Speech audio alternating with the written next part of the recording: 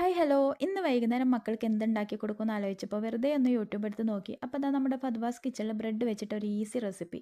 പിന്നെ ഒന്നും നോക്കിയില്ല, ഫ്രിഡ്ജിൻ്റെ മുകളിൽ ഇരിക്കുന്ന ബ്രെഡ് എന്നെ നോക്കി ചിരിച്ചുകൊണ്ട് അപ്പോൾ പറഞ്ഞു, ഇന്ന് എന്നെ തന്നെ തട്ടിക്കും, എൻ്റെ ഡേറ്റ് കഴിഞ്ഞു എന്ന് പറഞ്ഞു. അപ്പോൾ അതാ ബ്രെഡ് എടുത്ത് ഇതുപോലെ കട്ട് ചെയ്തതിന് ശേഷം ഒരു പാനിലിട്ടിട്ട് ഇതുപോലെ ഒന്ന് റോസ്റ്റ് ചെയ്തെടുക്കുക. ഇനി അതേ പാനിലോട്ട് തന്നെ നമുക്കൊരു 3 ടേബിൾ സ്പൂൺ പഞ്ചസാര ചേർത്തിട്ട് ഒന്ന് കാരമലൈസ് ചെയ്തെടുക്കണം. പഞ്ചസാരയിൽ വെള്ളമൊന്നും ചേർക്കണ്ട കേട്ടോ, ഇതുപോലെ ലോ ഫ്ലെയിമിൽ വെച്ച് കൊടുക്കുക. അതുപോലെ ചെറുതായിട്ട് ഇങ്ങനെ കളർ മാറി മാറി വരും കേട്ടോ, കുറച്ച് സമയം വയ്ക്കുമ്പോൾ ഫുള്ളായിട്ട് കളർ മാറിക്കഴിഞ്ഞാൽ ഇതിലോട്ട് നമുക്ക് 1 ടേബിൾ സ്പൂൺ ബട്ടറും കൂടി ചേർത്തിട്ട് ഒന്ന് മിക്സ് ചെയ്ത് കൊടുക്കുക.